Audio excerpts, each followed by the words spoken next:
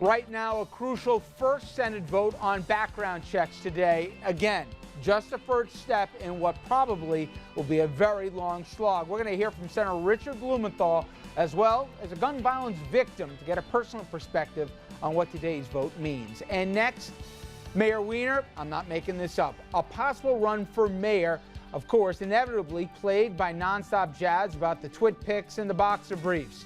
Is New York really ready to forgive and forget?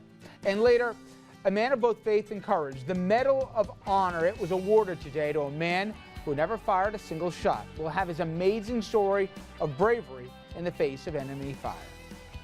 Good evening, everybody, and welcome to Richard French Live. Thank you so much for joining us this Thursday evening, April 11th.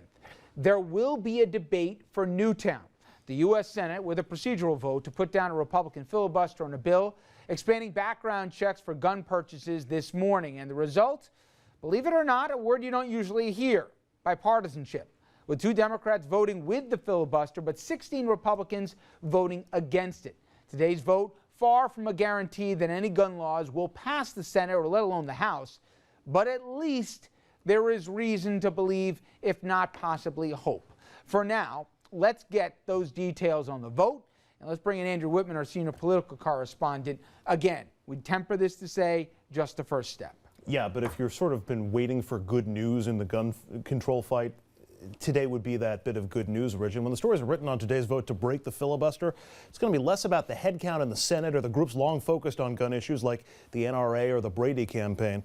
When the story of this vote is written, it'll focus on 2 other groups: the American people, who in poll after poll said they want common sense gun laws, and by the survivors of Newtown, who said they wanted a vote and tonight are a major step closer to getting one.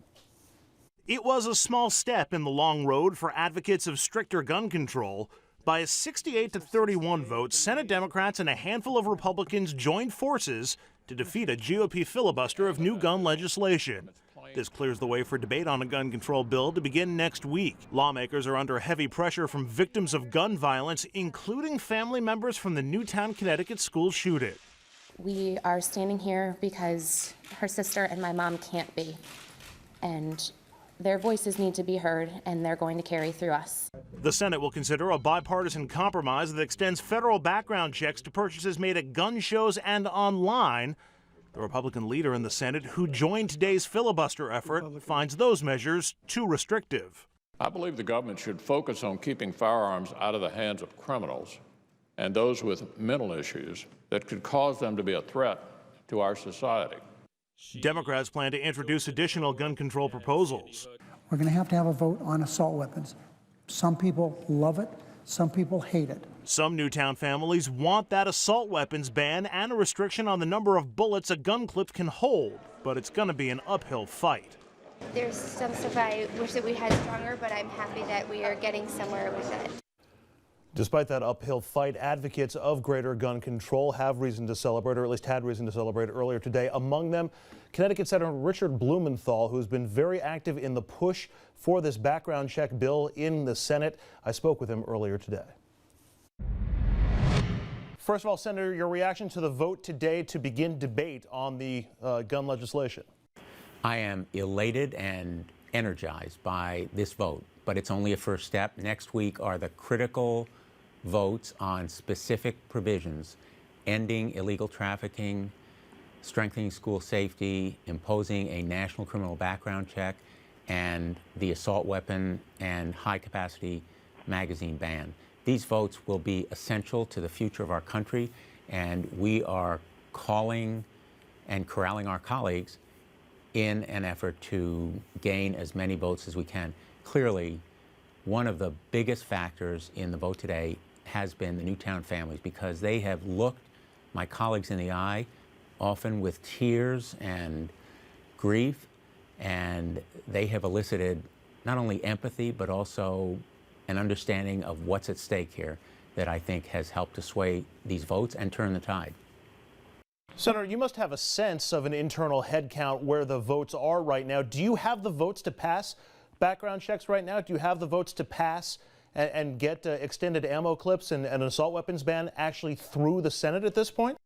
I am very hopeful, even optimistic, about the national background check, because the bipartisan compromise reached within the last 48 hours moves us very, very far toward a consensus that truly can bring together a lot of different sides of this debate. So I'm increasingly hopeful, I never say confident, that we will have votes for common sense measures like a national background check and a ban on illegal trafficking where there is bipartisan compromise, and so too with school safety and some of the other measures where we believe that everybody has a common stake in these common sense measures.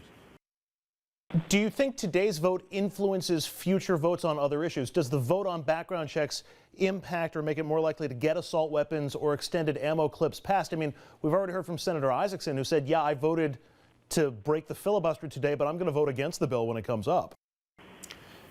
As yet, we don't know exactly what will be in the bill because not all of the amendments have been decided. I am increasingly hopeful that today's vote, truly in a bipartisan spirit, provides us with very strong momentum going into next week. But these battles for gun violence prevention have always been uphill. They've always been fraught with political difficulty, and we need to break the stranglehold of the special interests like the NRA. So we face a difficult time, but remember that 4 months ago, this whole topic of gun violence prevention was thought to be political untouchable, and just 4 days ago, we didn't have a way of making it winnable. So we're making progress. That's really the most important message out of this vote today. Tremendous progress. 68 votes to 31 is a very good margin, and I'm hoping that we can build on the solid foundation that we've established today. Senator, if a background check and gun trafficking, the two deals that we've heard about over the last couple of days, are all that's able to get past the Senate, is that still a victory in this overall debate? These elements of a national background check and an illegal trafficking ban really have to be part of a larger strategy that includes school safety. But any step that saves lives is a victory. In the end, it's not about winning or losing, it is about saving lives. And I think these measures, common sense measures, illegal trafficking, background checks, these measures save lives. Well, there is a concern from gun control supporters. It's been 19 years since the last major piece of gun control legislation passed, the assault weapons ban. Do you think that this is just the beginning of a continuous change in people's opinions, or is it we got to get something done now, or it might be another 19 years? History is on our side, and the American people are on our side. Never before have 90% of the American people said they want common sense measures like national background checks to help prevent gun violence. And the 3,300 people who've died since Newtown are evidence of the very urgent and pressing need for action now. But we need to keep in mind that it's a marathon, not a sprint. This session is not the end of our quest for common sense measures. We need to build on whatever we do in this session and go forward from here. All right, Senator Richard Blumenthal, congratulations on today's vote and best of luck next week. Thank you.